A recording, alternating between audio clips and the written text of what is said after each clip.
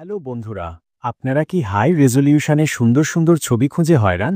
YouTube thumbnail থেকে শুরু করে পছন্দের মডেল, বাগান, ফুল, ফল, পাখি যে কোনো কিছুই এক ক্লিকে পেতে চান, তাহলে আজকের ভিডিওটি আপনাদের জন্য। আজ আমি আপনাদের সাথে পরিচয় করিয়ে দেব প্লে স্টোরে সেই অসাধারণ অ্যাপটির সাথে, যার নাম ইমেজ সার্চ।